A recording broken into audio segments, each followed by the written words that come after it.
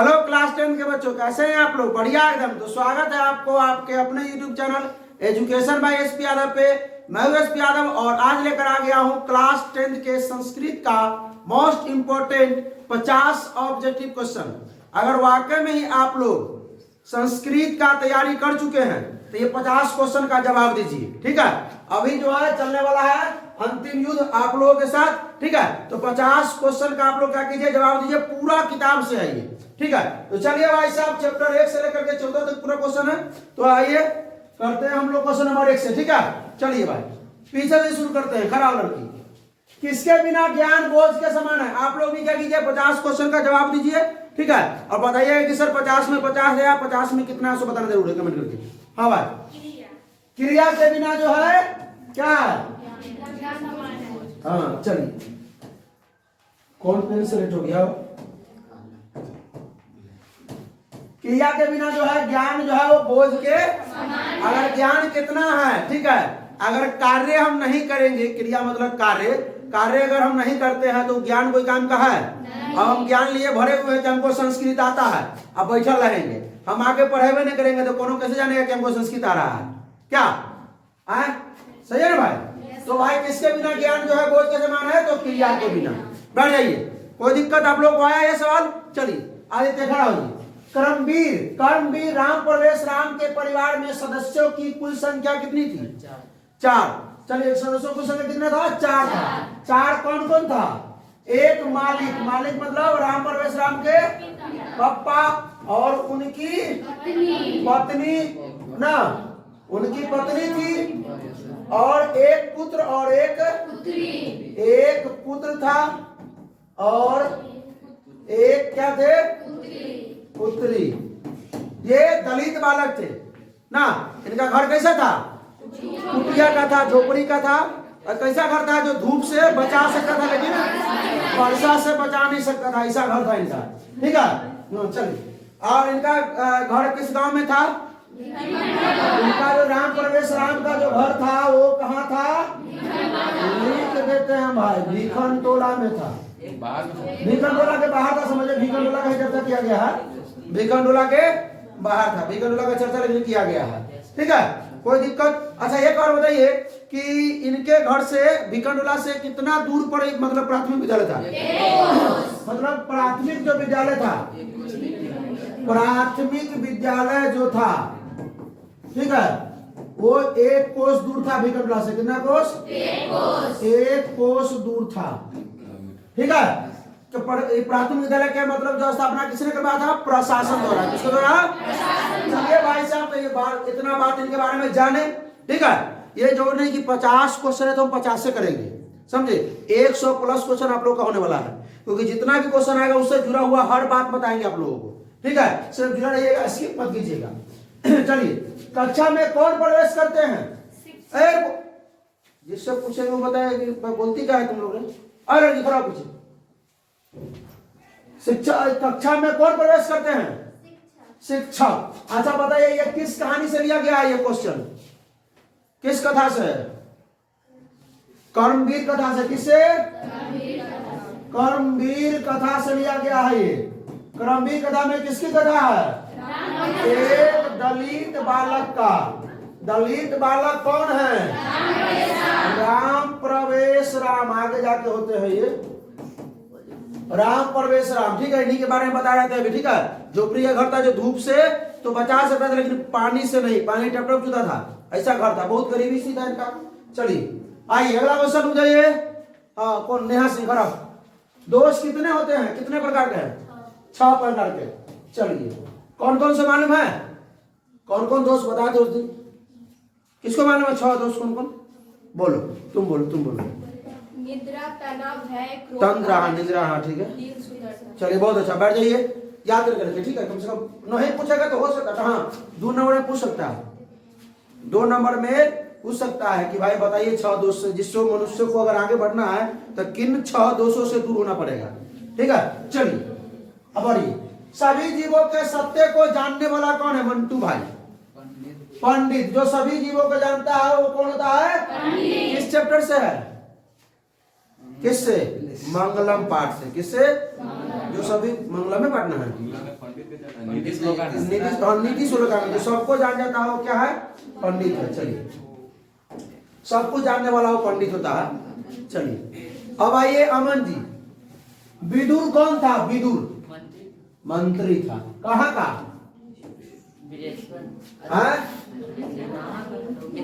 मिथिला का मंत्री था। ठीक है, चलिए महात्मा विदुर आए। नीति श्लोका पाठ किस ग्रंथ से लिया गया? रुक जाइए, नीति श्लोका पाठ नंदिनी यही बताएगी, क्या नाम? नंदिनी। किस ग्रंथ? महाभारत से लिया गया है। नीति श्लोका पाठ किससे लिया गया है? महाभारत से। चलिए 8वां प्रश्न आप लोगों का सही हो रहा है क्या? सही हो रहा है? जवाब दीजिएगा। हमारे कौशिकी, विवाह संस्कार के अंतर्गत क्या नहीं आता है? सो बताइए। गोदान। क्या नहीं आता है? अच्छा, गोदान किसके अंतर्गत आता है? शिक्षा संस्कार। किसके अंतर्गत आता है? शिक्षा संस्कार के अंतर्गत आता है। बताया था ना आप लोगों को कि सिर्फ 50 क्वेश्चन नहीं कर पाएंगे, इससे जुड़ी हुई बातें जरूर बताएंगे। ठीक है, जितना भी क्वेश्चन आएगा। शिक्षा संस्कार, शिक्षा संस्कार में मतलब 5 को संस्कार होता है कि कौन कौन याद है? बोलो। सीमांतोनयन मतलब उपनयन में क्या होता है? समापवर्तनम। सीमांतोनयन तो होता है जन्म से पहले। ठीक है, हाँ चलिए बहुत अच्छा। शिक्षा संस्कार में जो उपनयनम होता है, उपनयनम जो संस्कार होता है, इसमें जो है गुरु मतलब किसको? शिष्य को ले आते हैं अपने कुटिया। ठीक है, और वहां पर क्या करते हैं? उसका जब चोटी जो मुंडल होता है, जब कपार छिलाता है तो उसमें जो है मतलब जो दिया जाता है उसी को कहते हैं गोदान, मतलब गौदान करता है वहां पर। तो शिक्षा संस्कार में आता है। इसको कौन बोलते हैं पता है? केशान संस्कार। क्या बोलते हैं?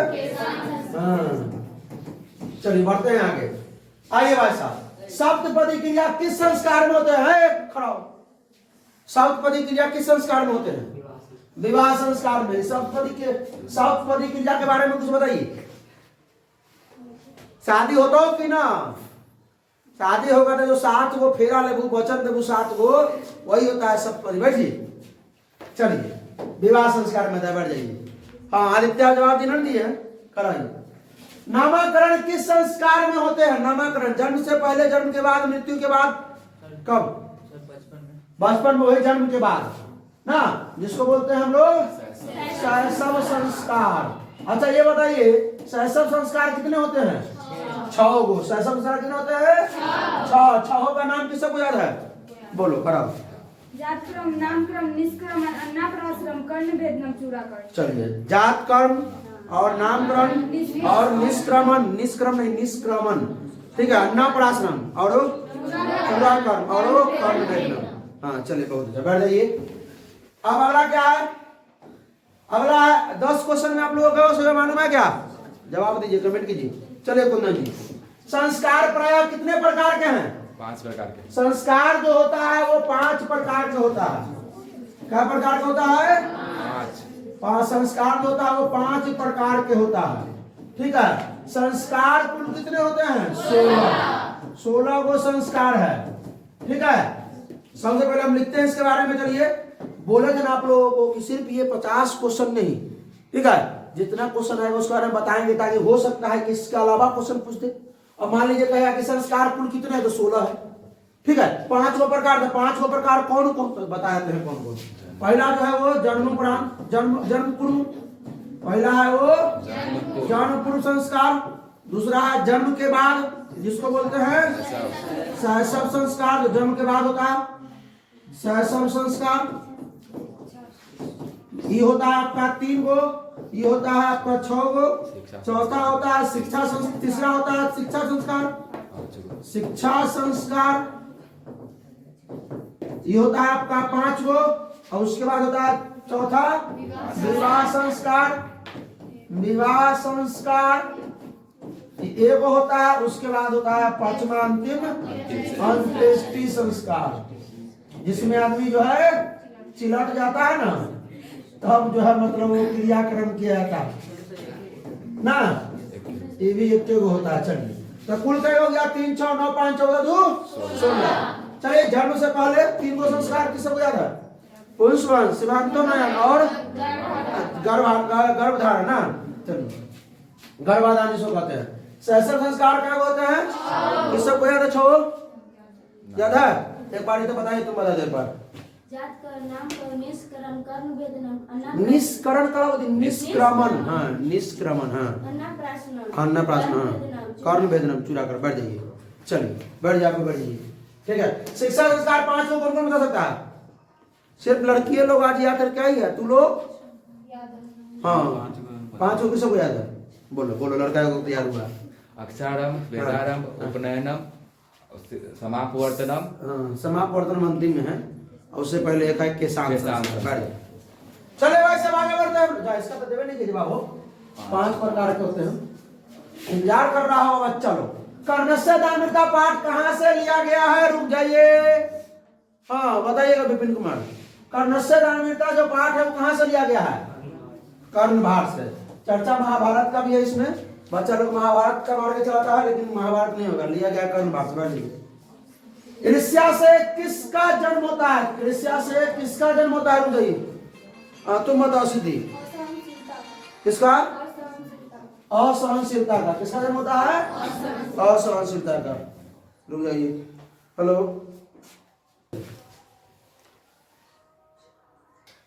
चलिए भाई देखिए, अगला क्वेश्चन क्या है? ईर्ष्या से किसका जन्म होता है? तो असहनशीलता का। चलिए अगला क्वेश्चन बताइए। हाँ दिवा कुमारी खड़ा होइए। विश्व को नष्ट करने के लिए किसका निर्माण हो रहा है? अस्त्र का। किसका निर्माण हो रहा है? अस्त्र का। आगे बढ़ा जाए, आइए बढ़ जाइए, बढ़ जाइए। मधु खड़ा होइए। अशांति किसके विनाश का कारण है? अशांति किसके विनाश? हाँ अशांति जो है मानवता का विनाश कर सकता है, ठीक है, इसलिए शांति बनाए रखें आप लोग। आइए बैठ जाइए, आप बैठिए, खड़ा हो। कितना नंबर है? सिद्धि खड़ा। सर्वप्रथम कर्ण क्या देता है? गौ शहद। कहता है कि हजारों गाय आप ले लीजिए, ठीक है, हाँ। और किसको देना चाहता है? इंद्र को। इंद्र क्या मतलब क्या करने आते हैं? क्या किस वेश में आते हैं? ब्राह्मण के वेश में, साधु के वेश में आते हैं। क्या मांगने के लिए? कवच कुंडल मांगना है। कवच कुंडल क्या रहता है कर्ण के पास? कैसा मतलब क्या होता है उससे? हजारों जो देवता दानव है उसको भेद नहीं सकते, मतलब छेद कर नहीं सकता, उसमें आर पार नहीं कर सकता है कवच कुंडल का, मतलब उसको पराजित नहीं कर सकता, मृत्यु को नहीं दे सकता है कर्ण का, ठीक है। अच्छा ये बताइए, इंद्र जो है किसके तरफ से युद्ध करते हैं? कौरव। हाँ हाँ तो वही ना। चलिए बढ़े आगे, चलिए बैठिए। तो योग या गौसा। दूसरा बार क्या मांगते हैं? दूसरा बार क्या देना चाहते हैं? घोड़ा। तीसरा बार चलिए बैठ, याद है, बैठिए, रिविजन करते रहिए सब लोग के। आइए, कर्ण किसके पक्ष में युद्ध करता है? किसके पक्ष से? तो पांडव के, कौरव के, कृष्ण के, किसके? चलिए बढ़ा जाएंगे। अब किससे युद्ध करता है? अरे सुनिए, जो देख सुनिए हम बताते हैं। इंद्र जो होते हैं वो ब्राह्मण का भेष धर के जाते हैं कर्ण से क्या लेने के लिए? कवच कुंडल। क्यों? क्योंकि कर्ण जो है वो पराजित नहीं हो सकता है। अच्छा, कर्ण का युद्ध किससे होता है? अर्जुन से, कौरवों से होता है। आइए, कर्ण किस देश का राजा था? किसका? अंग देश का। चलिए भाई आइए, मंदाकिनी वर्णनम पाठ रामायण के किस कांड से लिया गया है? मंदाकिनी वर्णनम पाठ जो है रामायण के किस कांड से लिया गया है मेरे भाई? अयोध्या कांड। किससे? अच्छा ये बताइए, ये जो है ये अयोध्या कांड, ये जो मंदाकिनी वर्णनम है, ये पाठ जो है कहाँ पर, किस जगह पर से लिया गया? अयोध्या कांड से लिया गया है, लेकिन राम जी, सीता जी, लक्ष्मण जी उस समय कहाँ होते हैं? किस जगह पे, किस स्थान पे? चित्रकूट। किस स्थान पे होते हैं? हाँ बैठिए। मंदाकिनी नदी का जल किसके पीने से गंदा हो जाता है? रुक जाइए, हाँ पीछे से लड़की से खड़ा हो सब हम। किसके? हिरण के। हरिण है, हरिण, वही हिरण। सत्यार्थ प्रकाश नामक ग्रंथ किस भाषा में रचा गया है? तुम बताओ। संस्कृत भाषा में। महाराज आगे जल्दी हो जाएगा, बहुत कम समय लगेगा। बढ़िए। स्वामी दयानंद ने किसकी रचना की है? स्वामी दयानंद ने किसकी रचना की है? सत्यार्थ प्रकाश का। किसका? चलिए भाई, अब कौन खड़ा होगा? कल खड़ा हो। कितना में सर खड़ा कौन नहीं हुआ? कितना हुआ? सूरज। आर्य समाज के संस्थापक कौन है, कौन थे? स्वामी दयानंद। अच्छा, इसके बारे में कुछ बताइएगा। स्वामी दयानंद ये जो है ये किस पाठ से लिया गया, ऐसे बताइए क्वेश्चन। स्वामी दयानंद पाठे है, ठीक है। स्वामी दयानंद के बचपन का नाम क्या था, सो बताओ। है उससे पूछ रहे हैं, तुम सब क्या बोल रही है? मूल शंकर। अच्छा, मूल शंकर जो है वो मतलब किसके विरोधी थे? मूर्ति पूजा के विरोधी थे। मूर्ति पूजा के विरोधी क्यों हो गए? मूर्ति पूजा के विरोधी क्यों हो गए? और शिवरात्रि के दिन उनके माता पिता जो है शिव का जब मतलब जो है उपासना मतलब उपासक थे और वो शिवरात्रि जागरण रखे थे। एक रात के समय उन्होंने देखा कि भाई ये मूसा जो है, जो चूहा जो है, मूसक जो है वो वहां से प्रसाद उड़ा खा रहा है कि, तो उनको लगा अगर भगवान होते तो ये मतलब मुसवा को प्रसाद लेकर नहीं जाने देते, उसको छीन लेते, मारो के भगा देते के। इसलिए उस समय से मन में आ गया कि भगवान नहीं होते हैं, ये सब बात वो सोच करके और वहां से सीधे घर गए। घर के बाद सीधे मथुरा निकले। उनके गुरुजी किससे मिले? विद्यानंद मिले ना, और वहीं से वो आर्य समाज की स्थापना करना शुरू कर दिए ना। खूब बल लगाए आर्य समाज की स्थापना के लिए। हाँ, अच्छा, उनके मृत्यु के बाद उनके अनुयायियों ने क्या मतलब कौन सा विद्यालय खोला था? DAV। चलिए बोलेगा। स्वामी दयानंद की शिक्षा किस भाषा में प्रारंभ हुई? उनका ये खड़ा मीनाक्षी संस्कृत भाषा में। किस भाषा में? महाराज आगे क्या गांव में कौन आए थे? कुंदन जी बड़ी शिक्षक आए थे। क्या करने के लिए शिक्षक आए थे भाई? पहली बार ये आपका जो है किससे प्रश्न लिया गया है? कर्मवीर कथा से, ठीक है ना। जब ये कर्मवीर कथा में स्वामी दयानंद का चर्चा है। स्वामी राम प्रवेश राम का चर्चा है। स्वामी दयानंद की राम प्रवेश राम का चर्चा है। वहां पे भिकनटोला नामक ग्राम होता है, बहुत गरीब एकदम, वहां पे समझ एकदम कष्ट से जीने वाले लोग वहां पर मतलब निवास करते रहते हैं, ठीक है ना। तो वहां पे जो है एक विद्यालय बनाया जाता है। भिकनटोला से एक कोस दूर मतलब 3 किलोमीटर की दूरी पर क्या बनाया जाता है? एक विद्यालय प्रशासन द्वारा स्थापित किया जाता है। तो उसी विद्यालय में शिक्षक लोग आते हैं। तो शिक्षक लोग पहली बार जो है उस गांव को देखने आते हैं। गांव में कैसा गांव है तो देखते हैं वहां पे दलित बालक सबको। तो भाई साहब गांव में कौन आए थे? शिक्षक आए थे। किसको देखने के लिए? हाँ, गांव को देखने आए, लेकिन वहां पर देखते हैं किसको? दलित बालक को देखते हैं। अब उनको लगता है कि भाई सब कुछ कर सकता है ना। खेल में ऐसा कुछ दिखा रहा था, उनको लगा कि शिक्षक को लगा कि कुछ कर सकता है, तो लोगों को बुला के ले गए, चलो पढ़ लो। और पढ़ाया। उसमें भी वो कौन थे? राम प्रवेश राम से उल्लंघन की पढ़ाई किए और पूरा राज्य ही नहीं, गांव ही नहीं, देश देश तक उनका प्रचार प्रसार होता रहा। नंद ने भिकनटोला गांव में शिक्षक ने खेलते हुए किसे देखा? अभी जस्ट इसके बारे में चर्चा किए हैं। क्यों? चलिए भाई आगे बढ़ते, बढ़ जाइए। का नाम है? कौशिकी। खड़ा। शास्त्र मानवों को किसका बोध कराता है? कर्तव्य का। कर्तव्य मतलब कर्तव्य का। बैठ जाइए। शास्त्र किसके द्वारा रचित है? रुक जाइए, ये लड़की खड़ा हो तो सबसे काटने कौन है? खड़ा होइए। ऋषियों के द्वारा जो है वो शास्त्र जो है क्या किया गया है? रचा गया है ना, लिखा गया है। चलिए इसके बगल में कौन है? महिमा खातून। कृषि विज्ञान के प्रवर्तक कौन है? पराशर। बकरी। सबसे अंतिम चैप्टर 14 पढ़ना, 14 पाठ पढ़ना, जिसका नाम है शास्त्रकारा। जिसका नाम है शास्त्रकारा, जिसका नाम है, इसमें पूरा दिया हुआ है, ठीक है, कि कपिल किसके लिखा है, पाणिनि किसके लिखा गया, गौतम किसके लिखा गया ना। चलिए भाई आइए। वेदों के कितने अंग है? 1 मिनट। हमारे क्या नाम है आपका? खड़ा होइए। सुमित जी। 6 गो अंग मतलब वेदांग। वेदों के कितने अंग है? तो 6 अंग है, जिसको वेदांग बोला गया है। चलिए 30 प्रश्न हम लोग कर चुके हैं। मजा आ रहा है भाई, तो स्प्राइट मंगवा कर पी लीजिए। चलिए हाँ मंटू भाई, कालिदास की कौन सी रचना है? कौन सी रचना है? अरे मंटुआ पढ़ने में है गोवर्धन है, इतना लेट जवाब देगा। तुमसे बढ़िया तो लड़की लोग जवाब देती है। ठीक है, बहुत बढ़िया। चले करने में अर्चना खड़ा हो। कौन सी नदी प्राकृतिक संपदाओं से घिरी हुई है? कौन सी नदी? मंदाकिनी नदी, कौन सी नदी? चलिए, मंदाकिनी वर्णनम चैप्टर है वो, वही चल रही है ना। हाँ, राम सीता लक्ष्मण जाते हैं चित्रकूट पे, और वहीं पे बताया जाता है। और वहां पे मंदाकिनी नदी में कौन स्नान करते हैं? ऋषि मुनि द्वारा स्नान किया था, ऋषि लोग। वो बताते थे राम जी किसको? सीता जी को। व्याघ्रपति कटापाठ कहाँ से लिया गया है? किससे लिया गया है? गीतोपदेश से लिया गया है। किससे लिया गया है? चलिए, अच्छा, इसमें किस किससे कहानी है? एक बाघ का, बूढ़ा बाघ, बूढ़ा बाघ, बाघ को व्याघ्र बोला गया संस्कृत में ना। हाँ, और एक पथिक होता है, जो मानव होता है उसको पथिक बोला गया है, राही बोला गया है, राही ना, जो मतलब आदमी मानव लोग, एक मनुष्य का है, दोनों में वार्तालाप होता रहता है। बाघ इसको ठग के इसको बुलाइए लेता है ना, इसको भूख लगा हुआ रहता है, इसको खाना रहता है ना।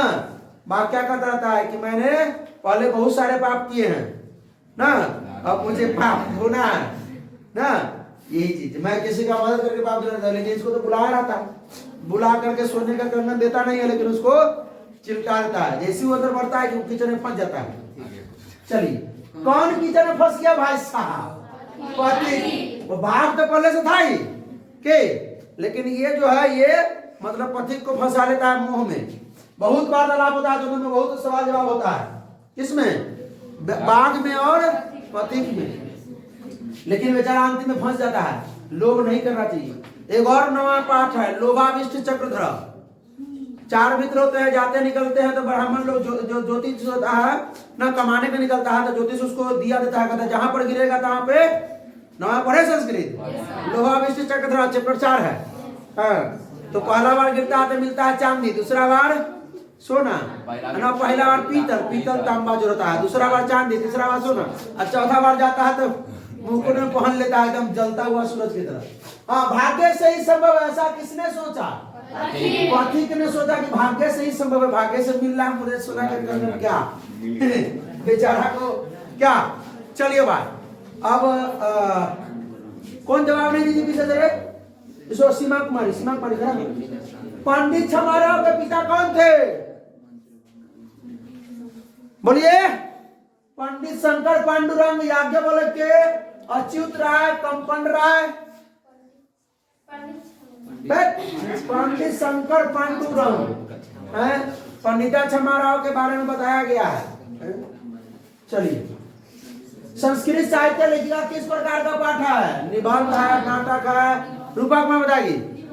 निबंध है। क्या है? निबंध है। बढ़ा जाए आगे। वीरेश्वर कौन था? रुक जाइए, आदित्य जी बताइए, वीरेश्वर कौन था?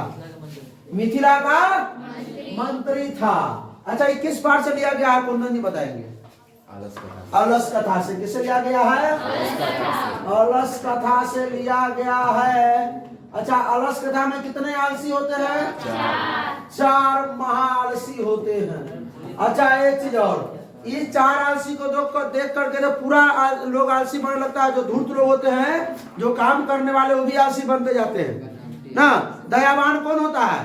वीरेश्वर। जो क्या करता है, उसके लिए मुफ्त भोजन, रहने की व्यवस्था ना आलसी के लिए करवाते हैं, उसको दयावान दानशील कहा गया। बैठ जाए। अब इसके बारे में क्या है, वो लगाया जाता है कि ना मंत्री के द्वारा, भाई मंत्री के कर्मचारियों के द्वारा क्यों आग लगाया जाता है? देखने लगता है कि भाई खर्चा बढ़ने लगा है, कि आदमी की जनसंख्या बढ़ते जा रही है, आलसियों की जनसंख्या बढ़ते जा रही है। अब ना अपने जात को खुशी देख कर कौन रुकेगा? क्या कर भाई, हम कमा के खा रहे हैं, बिना कमाने का सब कुछ मिल रहा है, हम जाते वही क्या। अब आग लगवाने के बाद विचार क्या 4 आलसी भगवान नहीं करता। पहला क्या कहता है उसको, किस सब याद है? ये कैसा हल्ला हो रहा है? दूसरा क्या कहता है? दूसरा आलसी लगता है। तीसरा क्या कहता है?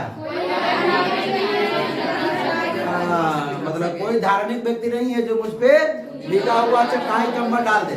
चौथा कभी कहता है, हे वाचालो, कितना बोलते हो, चुप क्यों नहीं रहते? मतलब आग लगा हुआ है। तो अभी सब बातें सुन करके उसके जो होते हैं ना सहयोग नियोगी पुरुष होते हैं, उसको बाल पकड़ के, चुटकी पकड़ के बाहर फेंकता है। अच्छे, आग कब लगाया जाता है सो बताइए? जब सो रहा थे तब ना। अलसता पाठ में किस दोष का वर्णन है? आलस्य दोष का वर्णन है। ठीक है, चले 39 क्वेश्चन हम लोग कर चुके हैं। अब आग को गिरते हुए देख किसने आलसियों को बाहर निकाला? रुक जाइए विपिन, किसने बाहर निकाला? जोर से बोलो ना, थोड़ा सा बेसी बातें कर सके, जोर से बोलो, चाप के उतने आवाज है। वाह,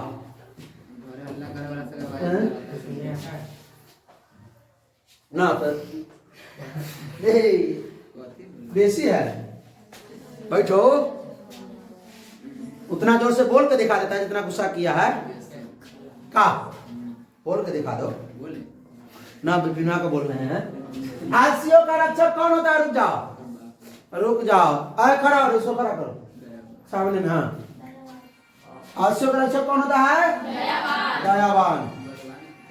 अभी रुक जाइए, अभी कोई उपाय नहीं है फोन का, अभी क्वेश्चन खत्म करेंगे जब तब। ये सरस्वती का कुलगिरी कौन सा महानगर था? रुक रुक, बैठो, इसके बगल में खड़ा करो। पाटलिपुत्र ना।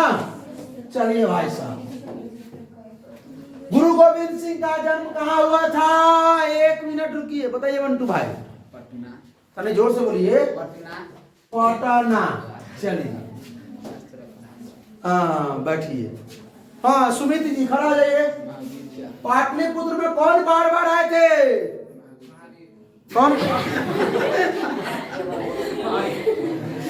अरे महावीर आए थे। भगवान बुद्ध, भगवान बुद्ध बार बार आए थे वहां पे। महावीर बहुत याद रहता है। आइए, पटना का पुराना नाम क्या है? विपिन, पटना का पुराना नाम क्या है? पाटलिपुत्र नाम है। हाँ, पुष्पुर या कुसुमपुर।